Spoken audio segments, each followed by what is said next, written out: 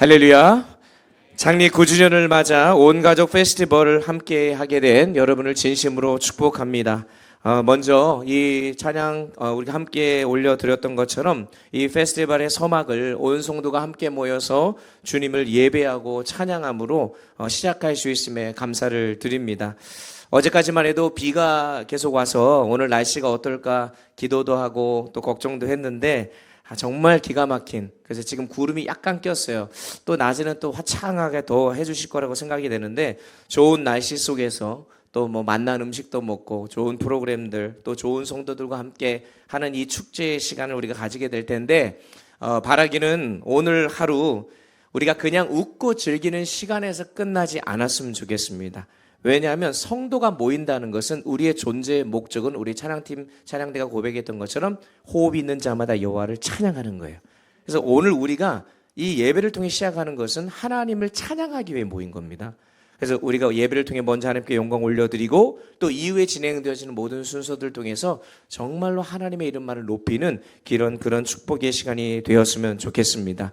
무엇보다도 더 나아가서 우리 교회를 향하신 하나님의 뜻과 계획을 함께 확인하고 또 우리를 한 교회로 또 한 공동체로 묶어주신 그 주님의 그 의미를 우리가 함께 나누는 시간이 되었으면 좋겠어요. 그래서 무엇보다도 이제 7월이 되면 교회 안에 또 새로운 리더십 교체 통해서 창신교회의 또 새로운 챕터를 우리가 시작하게 되는데 저는 오늘 이 하루가 특별히 우리 우면창신교회를 향하신 하나님의 꿈이 있잖아요. 여러분 믿으십니까? 하나님이 우리 교회를 향하신 계획하심이 있어요. 그것을 같이 함께 꿈꾸는 시간이 됐으면 좋겠고 또 기대하며 소망하는 시간이 되기를 간절히 소망합니다. 그래서 마치 전쟁에 나가는 군대가 전투에 앞서서 출정식을 하잖아요. 그래서 전투에 앞서서 뭐 결의를 다지는 그런 출정식과 같이 오늘 하루 저와 여러분 모두가 새 일을 행하실 하나님을 기대하는 마음으로 한 마음과 한 뜻으로 서로를 격려하고 또 믿음으로 결의를 다지는 은혜의 시간이 되기를 예수님 이름으로 축복합니다. 자, 오늘 본문이 담겨있는 이 에베소서 말씀은 주 62년경 로마의 감옥에 갇혀있던 사도 바울이 에베소 교회 성도를 향해 보내는 편지입니다. 그러니까 에베소서가 사도 바울이 옥중서지라고 해서 에베소 교회에게 보내는 편지인데 오늘 본문이 이렇게 시작을 해요. 그러므로 주 안에서 갇힌 내가 너희를 권하노니 너희가 부르심에 받은 일에 합당하게 행하여. 지금 바울은 자신을 뭐라고 표현합니까? 우리 교회 학교 우리 학생들 우리 아이들 사도 바울이 자기 자신을 가리켜서 뭐라고 얘기합니까? 주 안에서 갇힌 자라고 얘기한다는 거예요. 바울이 무슨 죄를 지었기 때문에 감옥에 갇힌 게 아니라 주님의 복음을 위해 감옥에 갇혔다라고 지금 이야기하면서 그것을 굉장히 자랑스럽게 여기면서 이야기하고 있습니다. 영광스럽게 생각한다는 거예요. 감옥에 갇힌 게 자랑스럽다는 거예요. 누가 그런 사람이 있습니까? 근데 주의 복음을 위해서 감옥에 갇힌 게 영광스럽다는 거예요. 실제로 그것은 당시의 성도들에게 큰 감동과 도전을 주었습니다. 제가 감옥에 갇혀야 여러분에게 감동을 받을까 이런 생각도 해봤는데 그 정도로 이 사도 바울이 감옥에 갇히면서 복음을 위해서 갇혔던 그의 모습을 보면서 성도들이 도전이 됐다는 거예요. 그래서 당시로서는 주님을 위해 갇히는 자, 주님을 위해 죽는 자는요 확실한 사도의 표시가 되었습니다. 바로 그러한 권위를 가진 위치에 있던 바울이 간절한 마음으로 에베소 교회 성도들에게 권면을 하고 있는 거예요. 근데 저는 오늘 이 말씀이 오늘 온가족 페스티벌로 모인 저와 여러분에게도 동일하게 하나님이 하시고 계신 말씀이라고 생각됩니다. 사도 바울을 통해 에베소 교회를 향한 그 말씀으로 주어지는 말씀이 오늘 이곳에 모인 우면창신교회 우리 모든 성도들을 향해 부르시고 또 말씀하시는 음성으로 받기를 원합니다. 그런 의미에서 함께 1절을 다 같이 다시 한번 읽어보겠습니다. 1절 말씀 한번 띄워주시면 함께 읽겠습니다. 시작. 그러므로 주 안에서 갇힌 내가 너희를 권하노니 너희가 부르심을 받은 일에 합당하게 행하라. 아멘. 여러분 너희가 부르심을 받았으니까 부르심에 합당하게 행하라. 즉 합당하게 살라는 거예요. 이것이 지금 우리에게 말씀하고 있는 음성입니다. 교회는 하나님께 부름받은 자들의 모임입니다. 성도는 하나님께 부름받은 자입니다. 저와 여러분을 사랑하시는 하나님께서 죄악된 세상에서 우리를 불러내어 주신 것입니다. 그래서 내가 믿은 것 같고 내가 선택하여서 예수를 믿는 성도가 된 것 같지만 사실 그게 아니라는 거예요. 하나님이 우리의 모든 죄와 허물을 사랑으로 덮어주시고 용서해 주시면서 우리를 불러내어 주셨기 때문에 우리가 오늘 이 자리에 앉아 있다는 거예요. 그러니까 누군가가 우리를 불렀다고 했을 때에 그 의미가 몇 가지가 있죠. 자, 누군가가 이름을 불렀습니다. 누구누구야 라고 불렀을 때 그 사람이 누구인지를 확인하기 위해 마치 학교의 선생님이 출석을 부를 때 오아민 대답해야죠. 오아민 네, 이렇게 대답을 하는 거죠. 김요엘 어디 있어요? 네, 저렇게 대답을 해야 돼요. 그러니까 뭐냐면 지금 그 사람이 누구인지를 확인하기 위해서 부르는 이름으로 그 사람을 부르는 겁니다. 그런데 그걸로만 있는 것이 아니라 그 외에는 누군가를 부를 때에 단지 그 사람의 이름을 확인하고 그 존재를 확인하기 위해 부르는 게 아니라 이유가 있어요. 부를 때는. 노희정 집사님, 제가 부를 때는 심심해서요 그러지 않잖아요. 부르는 이유가 있다는 거죠. 다시 말은 부른 자는 부름을 받은 자에게 뭔가를 요구할 것이 있다는 것입니다. 군인으로 부름을 받았다고 보통 얘기합니다. 그러면 나라를 지켜야 되는 의무가 있는 거예요. 하나님이 저와 여러분 심심해서 부르신 게 아니라는 거예요. 저와 여러분을 부르셨을 때에는 다 이유가 있는데 무언가를 부탁할 일이 있다는 겁니다. 하나님께 부름을 받은 자들에게는 하나님께서 요구하는 일이 반드시 있다는 거예요. 그런데 우리는 하나님께 부름 받았으면서도 그걸 까먹고 살죠. 하나님께 부름 받았으면 왜 부르셨습니까, 주님? 사무엘이 사무엘아, 사무엘아, 하나님이 음성을 들려주실 때 네, 하나님 여기 있습니다. 아니면 엘리 제사가 선생님 여기 있습니다. 그랬더니 엘리는 부른 적이 없다 그러잖아요. 부르실 때 이유가 있는 거예요. 그래서 오늘 본문 1절에서 사도 바울은 부르신 그 이유가 있으면 이렇게 표현하죠. 너희가 부르심을 받은 일에 합당하게 행하라. 부름받은 일이 있다는 거예요. 그거에 대한 합당한 행동을 해야 된다고 합니다. 하나님께서 부르신 그 부르심에 걸맞는 삶을 살라.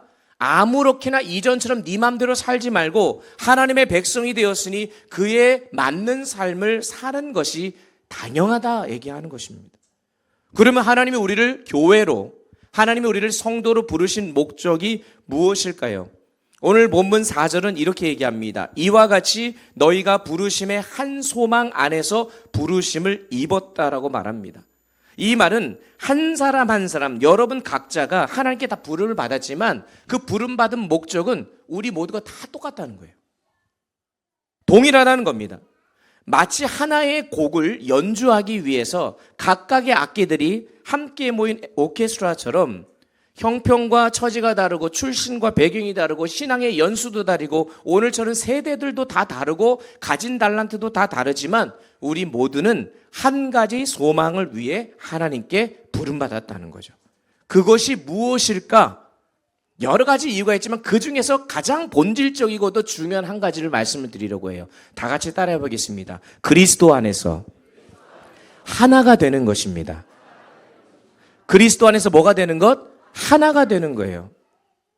뭐 우리는 하나입니다. 으쌰으쌰 하자 이런 의미가 아니라 하나님께서 예수 그리스도를 통해서 우리를 구원하시고 주의 백성으로 자녀로 성도로 부르신 이유는 근본적으로는 우리로 하여금 하나가 되기 위한 거라는 것이죠. 그렇게 하나가 되어질 때 아까 찬양대가 고백했던 것처럼 호흡이 있는 자마다가 1절 다 같이 한 마음으로 누구를 찬양해요? 하나님을 찬양하는 거죠. 하나가 될 때 가능한 겁니다. 에베소서 1장 10절 말씀을 한번 볼까요? 사도 바울이 하나님이 이 세상을 창조하시고 부르신 목적을 이렇게 설명합니다. 다 같이 한번 읽어보겠습니다. 시작. 하늘에 있는 것들이나 땅에 있는 것이 다 그리스도 안에서 통일되게 하려 하심이라. 아멘. 분명히 말하잖아요. 하늘에 있는 것들이나 땅에 있는 것들이나 다 그리스도 안에서 통일되게 하려 함이라. 예수가 없으면 통일이 될 수가 없다는 거죠. 예수님 때문에 하나가 되게 하시는 것이 바로 우리를 부르신 목적이라고 얘기해서 오늘 우리가 읽지는 않았지만 에베소서 4장 1절부터 6절까지 여러분 성경을 보면요. 하나라는 단어가 7번, 8번 등장합니다. 그 정도로 하나가 중요하다는 거예요. 왜 이 하나됨을 하나님이 중요하게 여길까? 이 세상 모든 피조물이 그리스도 안에서 하나 되게 하시려는 것이 하나님의 계획과 소원이라는 것을 지금 방금 에베소 1장 10절에서 말씀하고 있는데, 이것은 원래 태초에, 저 어떻게 우리 찬양대 오늘 이 찬양을 하셨는지 모르겠어요. 잘못 부른 건 아니죠. 오늘 뭐 순서가 뒤바뀌어가지고 천지창조 찬양을 하셨잖아요. 하나님이 이 세상을 창조하셨을 때의 상태가 어떤 상태인지 아십니까? 하나님이 말씀으로 창조한 모든 피조물이, 이 세상에 만들어진 모든 피조물들과 아담과 하와 모든 인간이 다 하나가 되어서 주님을 찬양하는 상태입니다. 근데 죄가 들어오면서 그게 깨져버려요. 하나가 안 돼요. 죄가 들어오면서 제일 먼저 일어난 현상이 뭡니까? 하나님과 인간이 하나가 되었었는데 그게 나누어집니다. 그래서 하나님이 찾았더니 어떻게 돼요? 부끄러워하여 숨었다라고 기록하고 있죠. 두 번째로 나타나는 것이 무엇입니까? 서로 당신은 나의 사랑이야, 뼈 중에 뼈요, 내 살 중에 살이라 고백했던 그 아담이 갑자기 죄를 짓고 나서 어떻게 변한지 아십니까? 하나님 앞에 가서 당신이 나에게 주신 여자 때문에 내가 이 모양 이꼴 됐다고 딱 바뀌어버리는 거예요. 아담과 하와의 관계가 하나에서 어떻게 돼요? 끊어졌어요. 그것만이 아니죠. 하나님 만드신 모든 피조물들을 아까 찬양한 것처럼 생육하고 번성하여 땅에 충만하라 말씀하셨는데, 죄가 들어옴으로부터 인간과 이 세상과의 분리가 일어납니다. 하나였는데. 그래서 놀랍게도 아담과 하와가 범죄를 했는데 땅이 저주를 받잖아요. 그래서 이 세상은 죄 많은 세상이 될 수밖에 없고 우리와 하나가 될 수가 없는 거예요. 자, 그 세상을 하나님께서는 어떻게 하기를 원하시는 거예요? 다시 하나로 통일하기를 원하시는 게 하나님의 궁극적인 계획이고, 그걸 그토록 노력하신 것이 구약의 말씀이고, 하다 안 되니 이제는 예수 그리스도를 이 땅에 보내주시면서 주님 안에서 이 세상 모든 만물을 하늘에 있는 것이나 땅에 있는 것이나 다 통일되게 하려 하심이라. 이게 하나님의 목적이에요. 그래서 하나님께서 예수 그리스도를 통해 우리를 구원하여 주신 이유는 저와 여러분 다 각자 다른 사람들이지만 우리로 함께 모여 하나가 되게 하시기 위한 목적이 있다는 것입니다. 그러니 저와 여러분이 교회로 오고 신앙생활을 하고 오늘도 저희가 페스티벌을 통해서 함께 먹고 웃고 즐기고 하는 이 모든 것들이 목적은 하나입니다. 그리스도 안에서 하나가 되는 것. 그래서 오늘 본문 3절은 권면하지요. 평안에 매는 줄로 성령이 하나 되게 하신 것을 힘써 지키라는 겁니다. 주목해야 될 것은 하나 되게 하신 분은 성령님이라는 거예요. 그런데 우리에게 요구하시는 것이 있어요. 이미 하나 되게 한 것을 어떻게 하라고요? 힘써 지키라는 것이죠. 끊임없이 우리로 하여금 분열시키려고 하는 사단의 그 괴력으로부터 지켜야 된다는 거예요. 그래서 힘써 지키라는 말은 최대한 노력을 하라는 거 아니겠습니까? 노력을 기울라는 겁니다. 힘써서 지키지 않으면 이루어지지 않는 것이 뭐다? 하나됨이라는 거예요. 그냥 가만히 있으면 저절로 연합하는 게 아니라는 거예요. 힘을 써야 된다는 겁니다. 이는 성령님께서 저와 여러분을 예수 그리스도 안에서 하나 되게 하셨는데 우리에게 부르신 그 부름받은 합당한 역할이 뭐다? 하나 되기 위해 힘쓰는 거라고 얘기하는 겁니다. 여러분은 이 하나됨을 지켜내기 위해 어떤 노력을 하고 계십니까? 우리 교회 안에서 얼마나 어떻게 이 하나됨을 위해 힘쓰고 계세요? 그래서 바라기는 오늘 사실 짧은 일정이지만 오늘 하루가 성령께서 우리로 하여금 이미 우면창신교회로 하나 되게 하신 것을 힘써 지켜내는 연습과 훈련의 장이 될 수 있기를 간절히 소망합니다. 하나님께서 우리를 하나 되게 하신 것을 믿으시죠? 그러면 그거를 오늘은 지켜내는 훈련을 하는 거죠.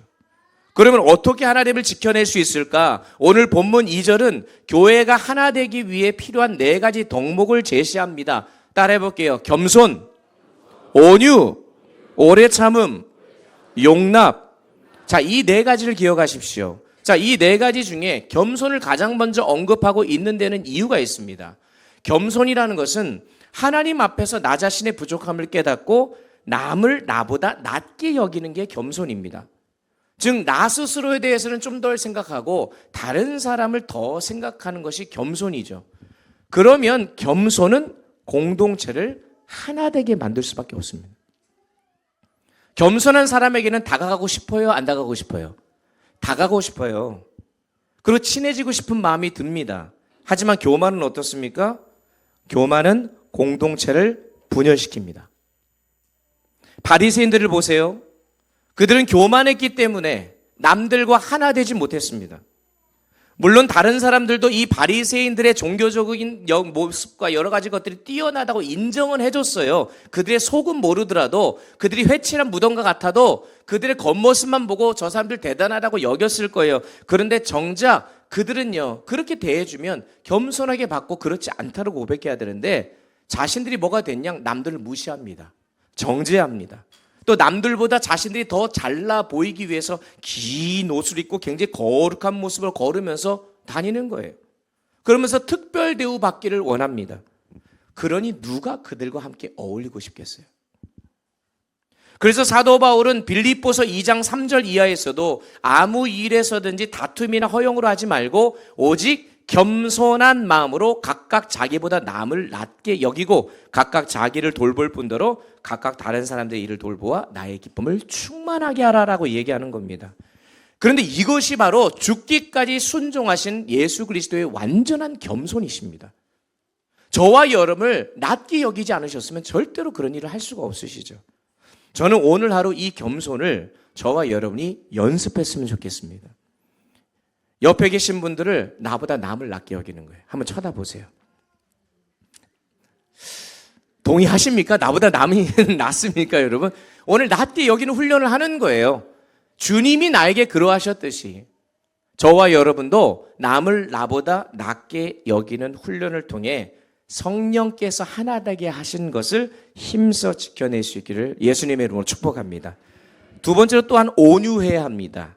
온유라는 것은 순하고 착한 것을 의미하는 것이 아니죠. 원래 정확한 의미는 길들여진 상태를 이야기합니다. 그래서 우리의 본능과 마음, 우리의 욕심과 말과 행동은 그냥 자기 멋대로 두면 자기가 가고 싶은 대로 갑니다. 그런데 이 온유라는 것은 우리의 모든 성품과 생각과 말이 성령님의 통제를 받아 길들여져 있고 절제되어 있는 상태를 가리켜요. 그래서 조그만 상황에서도 원래 우리의 본성은 막 쉽게 흥분해요. 화를 내요. 하지만 성령님의 통제를 받으면 쉽게 자기의 감정을 드러내지 않도록 성령께서 조절해 주십니다. 그러니까 온유라고 하는 것은 그 사람이 힘이 없고 연약하고 무기력하기 때문에 나타나는 것이 아니라 오히려 힘과 능력은 많지만 자기의 유익을 위해 또한 다른 사람을 해치지 않기 위해 그것을 함부로 사용하지 않는 거죠. 성령을 통해 절제하고 조절할 줄 아는 것을 의미합니다. 이 온유 또한 예수님의 대표적인 성품이잖아요. 십자가에 위에서 얼마든지 자기를 비방하고 조롱하고 죽이려고 했던 자들을 때려 눕힐 수 있는 힘과 능력이 계신 분이 바로 예수님이셨습니다. 그런데 예수님은 끝까지 참으시고 절제하시면서 우리를 위해 생명을 내어주시죠. 이게 온유하신 분이라는 거예요. 이렇게 나와 공동체의 유익을 위해 절제하고 조절하면서 주님의 길들여지고 통제된 마음으로 서로를 섬기고 나아가는 그런 온유함이 오늘 우리들에게 오늘 하루 연습이 되었으면 좋겠습니다. 그래서 주님이 다스리시는 그 마음, 내 마음속과 생각과 말과 모든 행동들이 주님이 기뻐하시는 그 모습으로 오늘 하루를 한번 연습해 보는 거죠. 세 번째로 오래 참아야 합니다. 보통 인내라고도 얘기하는데 여기서 오래 참는다는 것은 시간적으로 오랜 시간 물속에 들어가서 숨 오래 참기, 마라톤 할 때 힘들지만 끝까지 인내하기, 이런 오래 참을 얘기하는 게 아니에요. 아니면 어떤 횟수에 있어서 여러 번 반복하는 그런 오래 참음이 아니라 엄밀히 말하면 끝까지 참는 것을 의미합니다. 사랑작이라고 불리는 고린도전서 13장에 보면 사랑을 정의합니다. 근데 첫 번째 정의가 뭔지 아시죠? 사랑은 오래 참고예요. 오래 참고. 교회에서 가장 필요한 것이 그래서 서로를 향해 오래 참아주는 것이라는 거예요. 부부간도 마찬가지고 부모와 자식도 마찬가지죠. 실수했을 때 바로 지적하고 화내는 것은 누구나 다 할 수 있습니다. 그런데 실수를 해도 참아주고 또 실수해도 또 참아주는, 이거는 성도만이 할 수 있는 특권인 것입니다. 오늘 이것도 우리가 함께 연습해 봤으면 좋겠습니다. 누가 실수하더라도 내가 원하지 않는 모습을 한다 하더라도 참아주고 덮어주고, 그래서 우리의 공동체 하나됨을 함께 지켜낼 수 있기를 소망합니다. 자, 마지막이 뭐냐? 사랑 안에서 서로를 용납하는 겁니다. 겸손, 그리고 앞서 얘기했던 이 모든 내용들, 어떤 온유함과 오래 참음 다 연결되어지는 거죠. 사랑 안에서 서로 용납한다는 것은 상대방의 허물과 실수가 있지만 그것을 그냥 참아주는 것으로 끝나는 게 아니라 그것을 그냥 보지 않고 그냥 덮어주고 용서해준다는 의미까지 들어가는 거예요. 예수님께서 저와 여러분을 그냥 오래 참아만 주신 분이 아니에요. 우리를 용납해 주셨습니다. 쟤 원래 그런 애지 하면서 그냥 참아낸 것이 아니라 우리를 하나님의 자녀로 용납해 주시고 받아들여 주셨고, 그렇기 때문에 우리도 사랑 안에서 다른 성도들의 허물과 실수에 대해서 저 사람은 그런 사람이지, 애들이니까 그렇지, 이게 아니라 그러한 것들을 우리가 사랑과 용납함으로 덮어주고 품어주고 용서해주는 모습까지 우리 안에 나아가는 것, 이것이 교회의 하나됨을 지키게 하는 중요한 덕목이라는 것입니다. 자, 그런데 중요한 이 오래 참음과 온유와 사랑과 또 서로 용납함, 이 모든 덕목들이 언제 나타나는지를 우리가 좀 생각해 볼 필요가 있습니다. 혼자 있을 때는 이게 안 나타나요. 다른 사람과 관계 속에 있을 때 나타나는 것들입니다. 이것들은 모두 우리 믿는 자로서 우리가 교회 공동체를 이룰 때에 필요한 덕목이라는 거예요. 그러니까 하나님의 부름을 각자 받았지만, 각자 구원을 받았지만, 하나님의 자녀가 각자 되었지만 우리를 함께 모으신 이유는 바로 이러한 덕목들을 통해서 서로 하나됨을 회복하기 위한 것이다. 그러니 이것이 우리의 부르심을 받은 목적이요, 부르심에 합당한 삶이라는 것을 기억하면서 우리가 그냥 하나님 앞에 나오지 말고 오늘 하루 또한 우리가 신앙생활을 하는 가운데 성도를 만날 때에 바로 주님이 부르신 이 합당한 삶, 목적을 우리가 이루기 위해서 힘쓰는 삶이 되어야 하는 것입니다. 그래서 교회는 마치 오케스트라와 같아요. 오케스트라에는 관악기도 있고 현악기도 있고 타악기도 있잖아요. 한 가지 분명한 것은 다 같이 악보에 충실해야 됩니다. 그렇죠? 오늘 찬양대 이렇게 너무 멋지게 찬양을 해주셨어요. 근데 각자 소리가 있을 거예요. 모르겠어요. 립싱크 하신 분이 계신지 모르겠습니다. 그런데 잘하셨어요. 너무 은혜롭습니다. 그러면 각자의 소리가 있는데 자기가 내고 싶은 대로 내면 안 되잖아요. 악보에 충실해야죠. 그 악보를 볼 줄 알아야 되는 거예요. 악보를 볼 줄 알면서 음표도 알아야 되고 음도 낼 줄 알아야 돼요. 죄송하지만 음치가 너무 음치면 사실 찬양대 하기 힘들잖아요. 그래서 찬양대도 사실 이렇게 좀 테스트를 좀 해와가지고, 고개 끄덕끄덕 거리시는데 왜 지휘자님이 그렇게 좀 테스트를 해서 좀 과감하게 해야 되나? 물론 뭐 하나님이 음치라고 찬양 안 받는 거 아니니까. 그런데 그렇게 악보를, 통일된 악보를 보고 지휘자의 지휘를 봐야 돼요. 그래서 찬양대회가 하면서 자기 혼자 악보만 보면 안 됩니다. 지휘자 보면서 이 컨덕터의 어떤 이 지휘를 보면서 쫓아가야 됩니다. 그러할 때에 아주 완벽하고 조화를 이루어서 아름다운 곡을 연주할 수 있게 되는 겁니다. 근데 교회도 마찬가지라는 거예요. 교회도 오케스트라예요. 작게는 중고등부가 오케스트라예요. 우리 초등부, 유치부, 그리고 각 사역팀이, 우리 찬양대가 전부 다 오케스트라예요. 어떤 오케스트라냐? 생각해 보세요. 우린 다 배경도 다 다릅니다.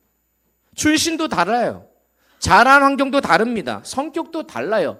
그러니까 우리의 본성대로 만나면 우리는 하나가 될래야 될 수가 없는 존재들입니다. 하지만 우리에게는 악보가 있어요. 그게 성경이에요. 성경을 제대로 알아야 돼요. 볼 줄 알아야 됩니다. 그리고 오늘 말씀하시는 겸손과 온유와 오래 참음과 용납하는 것은 성경에 나타난 음표와도 같아요. 이거를 우리가 소리를 내는 거죠. 그래서 정확하게 그것을 연주할 때 하나님께서 작곡해 놓으신 악보가 있어요. 그게 뭐냐? 평안으로 하나됨이라는 악보 곡입니다. 그걸 우리가 연주할 때에 완벽하고 조화된, 그래서 그 지휘자가 누구냐?